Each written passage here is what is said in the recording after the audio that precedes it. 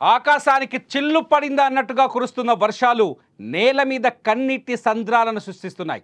అకస్మాత్తుగా కురుస్తున్న వర్షాలకు రోడ్లు నదులుగా మారుతున్నాయి.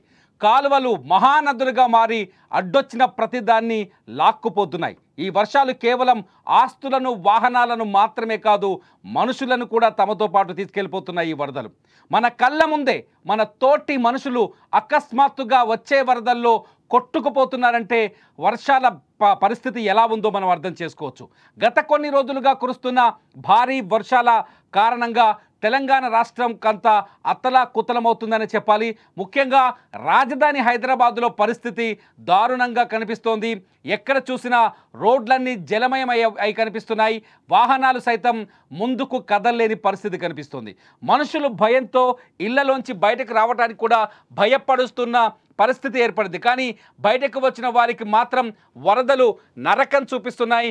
కుండపోత వర్షాలకు వీధుల్లో నీరు ఉధృతంగా ప్రవహించడం వల్ల ప్రమాదవశాత్తు కొట్టుకుపోయిన వారి పరిస్థితిని ఊహించడం కూడా కష్టంగా కనిపిస్తోంది.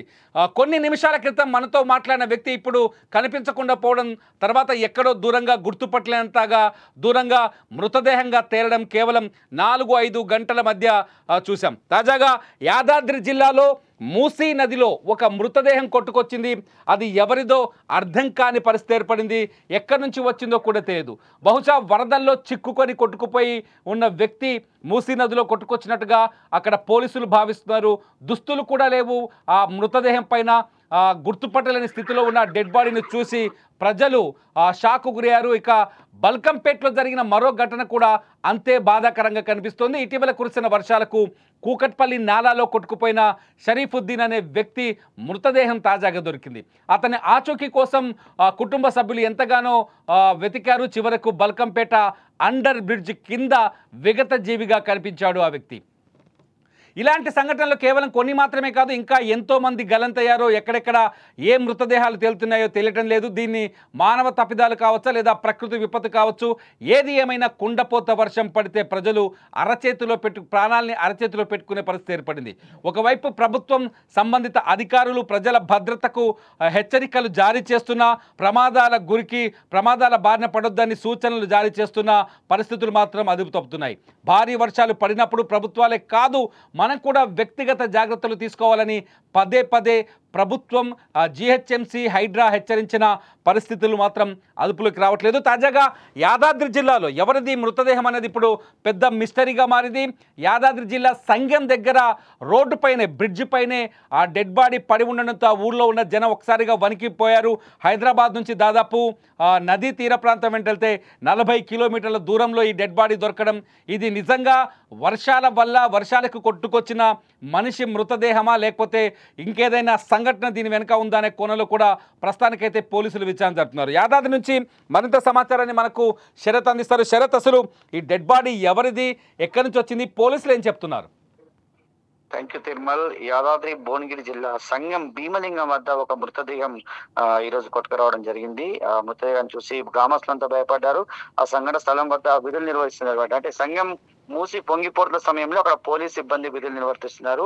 అతను కూడా కొట్టుకొచ్చేటువంటి శవాన్ని చూసి షాక్ అయినటువంటి పరిస్థితి. Immediately Choutuppal ACP CI immediate information ఇవ్వడం వల్ల అతను రావడం జరిగింది. నిజంగా అంటే నిన్న మొన్న కురిసినటువంటి భారీ వర్షాలకు పొంగిపోయినటువంటి వాగులు వంకలంతా కూడా సంఘంలో కలుస్తుంటాయి. అంటే మూసిలో కలుస్తుంటాయి. ఆ మూసిలో పాత బస్సు నుంచి కూడా ఇది అంటే పాత బస్సు నాలాలో కొత్త 3-4 గల్లంతయ్యారనే విషయం తెలిసింది. మరి దానికి సంబంధించి నాలాలో కొట్టుకుపోయిన వ్యక్తి 3 రోజుల తర్వాత ఇక్కడ మరి వచ్చారా అనేది, లేదంటే ఎవరైనా మరి ఎందుకంటే ఒంటి పైన చూస్తే మాత్రం దుస్తులు కనిపించినటువంటి పరిస్థితిలో ఉన్నారు కాబట్టి మరి ఎవరైనా ఇంకేమైనా కారణాలతో ఏమైనా చంపి ఇక్కడ పడేసారా అట్లా కూడా కోణంలో దర్యాప్తు చేస్తున్నారు.